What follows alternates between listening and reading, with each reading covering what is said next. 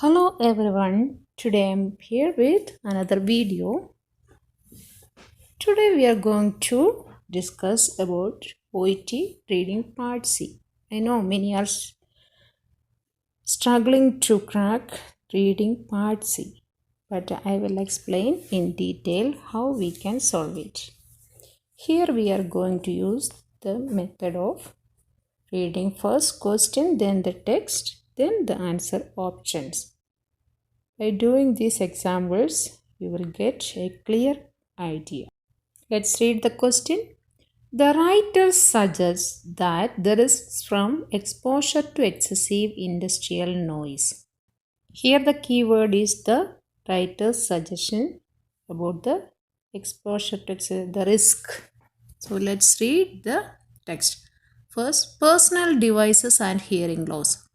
Most of us have experienced walking past someone and being able to hear every sound coming from their headphones.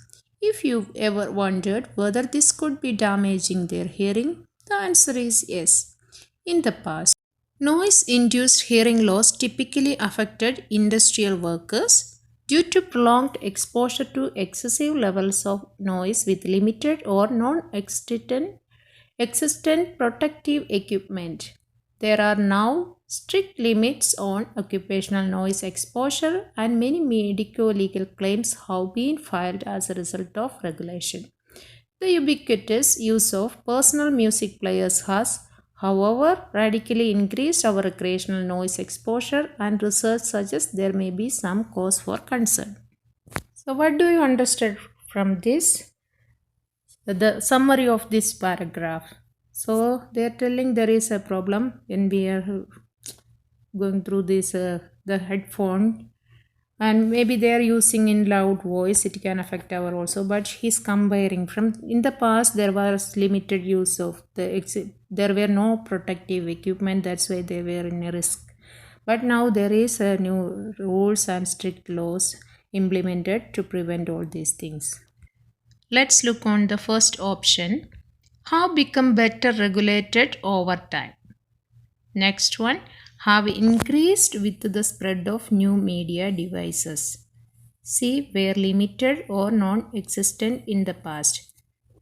As something most people have experienced. But if you read like this, you will not get much idea. What you have to do, you should read the question and the options together. The writer suggests that the risks from exposure to excessive industrial noise have become better regulated over time. So, what do you think? Is it right? Then, next one, the writer suggests that the risks from exposure to excessive industrial noise have increased with the spread of new media devices. Then, the writer suggests that the risks from exposure to excessive industrial noise were limited or non-existent in the past. Do you think it's true? They were telling there were not much protective equipment, that's why they were more exposed in the past. So it's a quite opposite, so it's wrong. And the writer suggests that the risk from exposure to excessive industrial noise are something most people have experienced. Mainly they are including the industrial workers, that one, no? So the answer option, the right one is answer option A, because the writer suggests the risk from exposure to excessive industrial noise have become better regulated over time, because there are strict laws or limits are there. There are now strict limits on occupational noise exposure, and many medical legal claims have been filed as a result of regulation. So that is the right answer. Next, look at the vocabulary types or phrase like that. For this type, what we have to do?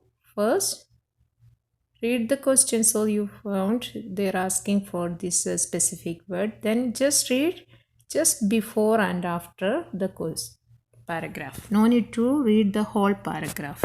In this type, if you know the synonyms or vocabulary meaning, it will be easy for you. No need to even read the paragraphs. So the word ubiquitous in paragraph 1 suggests that use of personal media players is.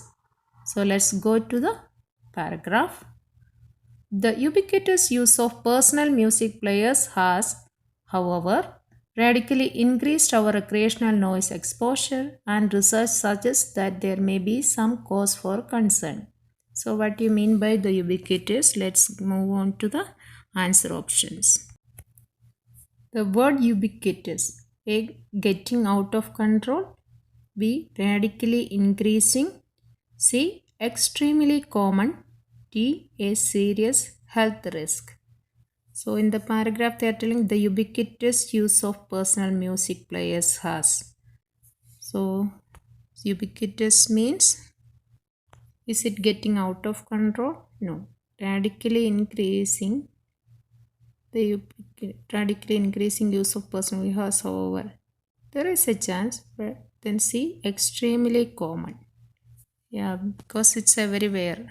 Because most of the people has these players to use and it's available, readily available. Then D, a serious health risk. That is doesn't mean. And ubiquitous, the meaning of this word itself is omnipresent or ever present. It's available. So that is the right answer, option C. Let's look one more thing. What does the word there in paragraph 3 refer to? So let's read the paragraph first. When sounds enter our ear, they set in motion tiny frequency specific hair cells within the cochlea, our hearing organ, which initiate the neural impulses which are perceived by us as sounds. Exposure to high levels of noise causes excessive wear and tear, leading to their damage or destruction. So, as I mentioned before, we have to just read before or after. Then let's see the options.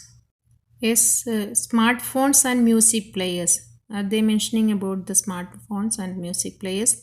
Then people with the hearing loss, neural impulses entering our ear, then tiny hair cells in the ear. So let's read. Once more, when sounds enter our ear, they set in motion tiny frequency specific hair cells within the cochlea, our hearing organ, which initiate the neural impulses which are perceived by us as sounds. Exposure to high levels of noises causes excessive wear and tear, leading to their damage or destruction. That means the tiny frequency specific hair cells.